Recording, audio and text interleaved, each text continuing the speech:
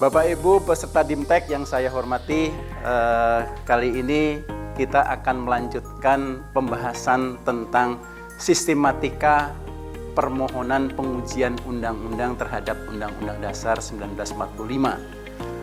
Pada segmen yang lalu, saya sudah menyampaikan secara garis besar ya, soal sistematika permohonan pengujian undang-undang terhadap Undang-Undang Dasar 1945. Nah, kali ini kita akan lebih teknis lagi dari 5 hal yang pernah Bapak Ibu ketahui di dalam segmen berikutnya, yaitu soal identitas pemohon, kemudian soal kewenangan mahkamah, lalu soal kedudukan hukum pemohon, kemudian soal pokok permohonan, dan yang terakhir soal petitum atau permohonan atau apa yang dimohonkan oleh pemohon di dalam permohonan pengujian undang-undang terhadap Undang-Undang Dasar 1945. Ketika kita bicara soal identitas pemohon, nah seperti yang di segmen sebelumnya, siapa sebetulnya pemohon? Nah, bisa perseorangan warga negara Indonesia, bisa kesatuan masyarakat hukum adat, ya, bisa badan hukum privat atau lembaga negara. Nah, identitas ini, kalau memang identitas yang akan diuraikan di dalam permohonan itu adalah perseorangan warga negara Indonesia, nah tentunya Bapak Ibu harus menjelaskan secara lengkap ya dalam konteks sistematika identitas pemohon. Karena kelengkapan identitas pemohon, baik identitas sebagai perseorangan warga negara Indonesia maupun sebagai kesatuan masyarakat hukum adat, kemudian badan hukum privat dan lembaga negara, ini akan memudahkan dan memperlancar jalannya pemeriksaan perkara atau permohonan yang Bapak Ibu sampaikan. Karena di dalamnya harus terlihat dengan jelas siapa yang mengajukan, ya. Lalu kalau memang ada kuasa, siapa kuasanya. Kalau memang ada pendamping, siapa pendampingnya, alamatnya. Karena alamat yang di dalamnya ada kontak person itu semata-mata untuk memudahkan komunikasi MK dengan pemohon dalam rangka untuk persiapan pemeriksaan perkara yang Bapak Ibu mohonkan ke Mahkamah Konstitusi.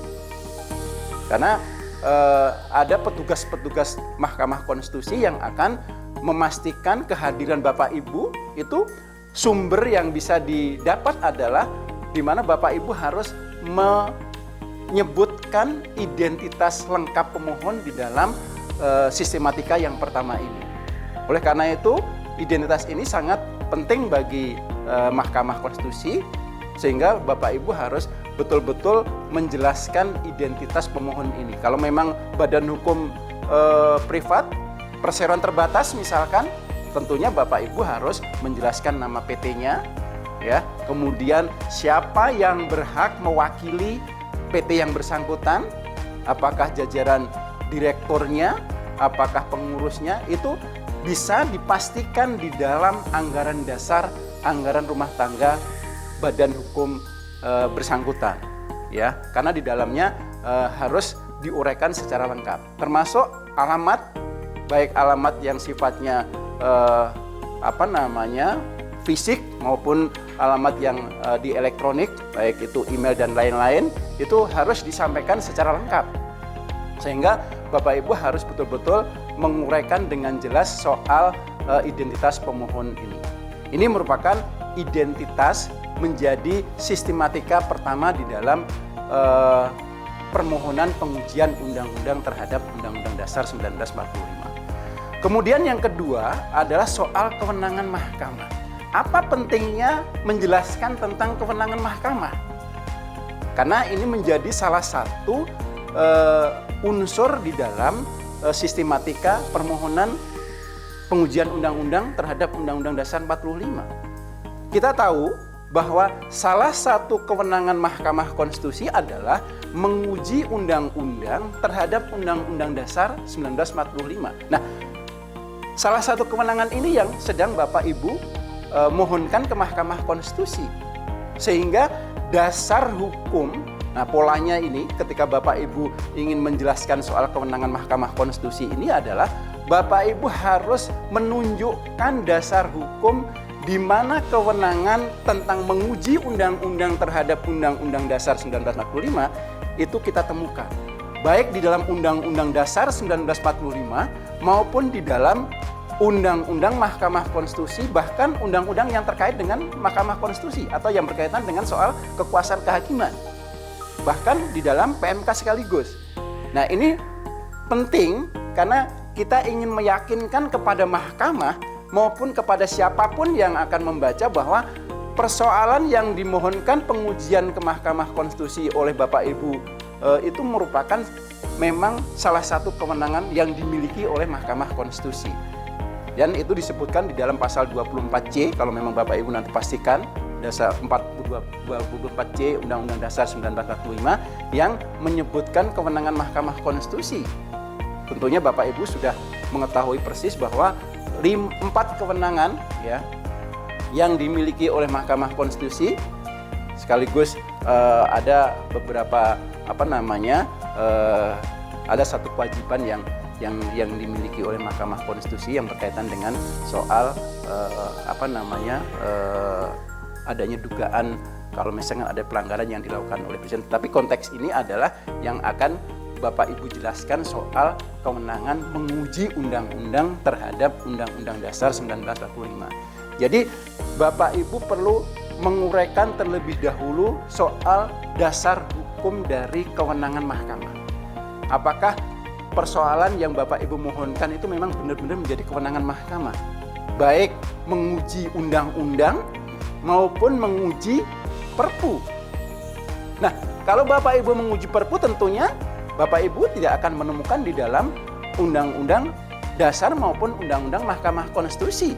Karena kewenangan menguji peraturan pemerintah pengganti undang-undang itu lahir melalui jurisprudensi Mahkamah Konstitusi, di mana Mahkamah Konstitusi mempunyai kewenangan untuk menguji peraturan pemerintah pengganti undang-undang terhadap Undang-Undang Dasar 1945.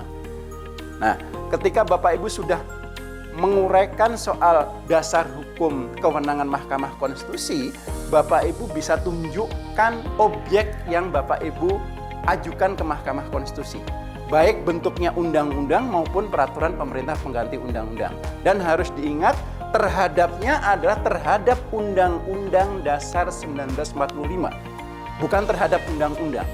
Artinya kewenangan ini adalah kewenangan menguji norma di bawah Undang-Undang Dasar, dalam hal ini adalah undang-undang atau peraturan pemerintah pengganti undang-undang yang bertentangan dengan Undang-Undang Dasar 1945. Kalau sudah disebutkan objek permohonan yang dimohonkan ke Mahkamah Konstitusi, baru Bapak Ibu bisa simpulkan di dalam menjelaskan kewenangan Mahkamah Konstitusi ini bahwa memang menguji undang-undang terhadap Undang-Undang Dasar 1945 dan atau menguji peraturan pemerintah pengganti undang-undang terhadap Undang-Undang Dasar 1945 memang menjadi kewenangan Mahkamah Konstitusi, sehingga MK berwenang untuk menguji undang-undang yang bersangkutan.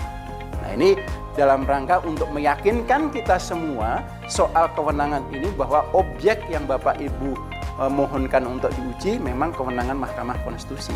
Karena jangan sampai kemudian setelah diperiksa oleh Mahkamah Konstitusi ternyata bukan dua bentuk peraturan perundang-undangan itu, bukan undang-undang atau bukan peraturan pemerintah pengganti undang-undang. Ini untuk memastikan tadi soal kewenangan yang dimiliki oleh Mahkamah Konstitusi. Nah, kemudian soal kedudukan hukum, ya.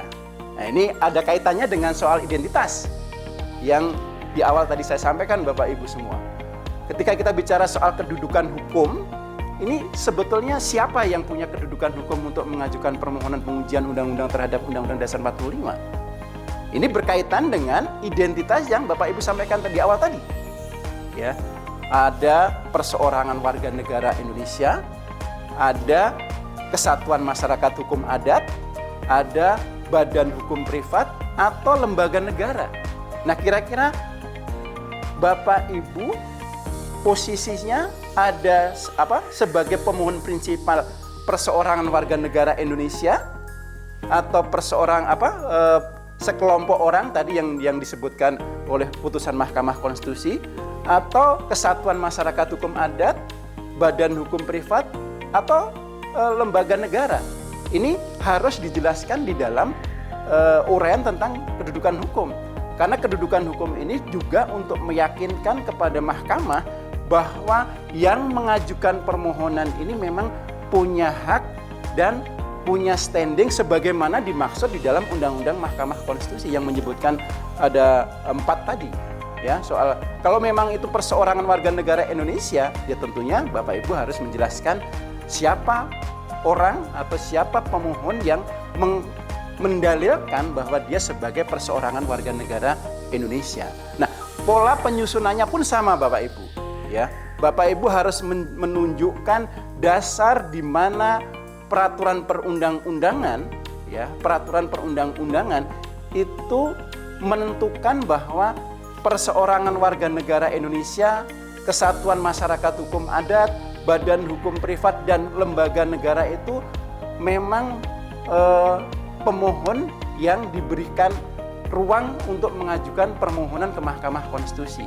Makanya bisa dilihat di dalam Undang-Undang Mahkamah Konstitusi yang merinci soal itu, kemudian peraturan Mahkamah Konstitusi yang berkaitan dengan soal kedudukan hukum atau pemohon yang kemudian Bapak Ibu jelaskan. Saya ambil contoh kalau memang Bapak Ibu memposisikan diri sebagai perseorangan warga negara Indonesia. Bapak Ibu harus jelaskan di dalam menjelaskan tentang pemohon ini setelah menguraikan tentang dasar hukum, ya, dasar hukum yang Bapak Ibu sudah temukan, harus dijelaskan bahwa pemohon ini adalah perseorangan warga negara Indonesia yang mempunyai profesi sebagai apa? Ya, apakah dia sebagai wira swasta atau sebagai mahasiswa? Apalagi sekarang banyak mahasiswa yang merasa menganggap hak konstitusionalnya itu terlanggar dengan adanya sebuah undang-undang, ya sah-sah saja untuk mengajukan diri ke Mahkamah Konstitusi untuk melakukan pengujian undang-undang terhadap Undang-Undang Dasar 45. Tetapi harus diingat, Bapak Ibu harus menjelaskan tentang siapa pemohon, ya, perseorangan warga negara sebagai profesinya sebagai apa, supaya ini nanti bisa saling berkaitan antara kerugian yang dialami oleh pemohon. Seperti yang disyaratkan tadi dalam segmen sebelumnya, ada sebab akibat, ya, sebab akibat kerugian yang dialami oleh pemohon dengan adanya sebuah undang-undang yang disahkan oleh pembentuk undang-undang. Karena memang proses dari undang-undang ini setelah disetujui oleh DPR kemudian disahkan oleh Presiden. Kalau memang ada masyarakat atau warga negara Indonesia yang merasa terganggu dalam tanda kutip, merasa haknya itu dirugikan. Jadi hak konstitusional ini adalah hak warga masyarakat yang dijamin di dalam konstitusi, Bapak Ibu semua. Itu nanti juga harus diuraikan apa sebetulnya hak konstitusional warga negara yang dirugikan dengan adanya undang-undang yang dimohonkan pengujian ke Mahkamah Konstitusi. Kalau uraian mengenai dasar hukum, kedudukan hukum, kemudian menjelaskan tentang posisi pemohon sudah merasa lengkap untuk disampaikan kepada Mahkamah Konstitusi terkait dengan soal tadi hubungan sebab akibat, baru Bapak Ibu bisa menegaskan di dalam kesimpulan itu bahwa pemohon mempunyai legal standing atau kedudukan hukum untuk mengajukan permohonan pengujian undang-undang terhadap Undang-Undang Dasar 1945. Jadi uraian itu memang polanya hampir sama Bapak Ibu dengan Bapak Ibu menjelaskan kedudukan hukum di mana dengan kewenangan mahkamah ketika menjelaskan kedudukan hukum pun juga Bapak Ibu harus menunjukkan dasar hukum soal kedudukan hukum itu sendiri, kemudian menjelaskan tentang pemohon itu sendiri, yang berikutnya menguraikan hubungan sebab akibat adanya undang-undang yang dimohonkan pengujian dengan kerugian konstitusional Bapak Ibu semua, baru Bapak Ibu bisa memberikan kesimpulan di dalam menjelaskan tentang kedudukan hukum ini soal pemohon mempunyai kedudukan hukum untuk mengajukan permohonan pengujian undang-undang terhadap Undang-Undang Dasar 1945. Ada yang harus diperhatikan soal siapa tadi, jangan sampai Bapak Ibu dalam menjelaskan itu yang sebetulnya perseorangan warga negara Indonesia, ternyata Bapak Ibu menjelaskan soal badan hukum privat. Ini jangan sampai tertukar karena memang 4 subjek tadi atau 4 standing tadi yang diberikan oleh Mahkamah Konstitusi untuk dipastikan bahwa posisi Bapak Ibu apakah sebagai perseorangan warga negara atau kesatuan masyarakat hukum adat atau badan hukum privat atau lembaga negara. Sehingga ketika menutup uraian tentang kedudukan hukum ini, Bapak Ibu sudah yakin bahwa sebagai pemohon perseorangan warga negara Indonesia yang kemudian pemohon mempunyai kedudukan hukum untuk mengajukan permohonan pengujian undang-undang terhadap Undang-Undang Dasar 1945. Saya kira itu yang bisa saya sampaikan berkaitan dengan 3 hal dalam konteks sistematika permohonan pengujian undang-undang terhadap Undang-Undang Dasar 1945.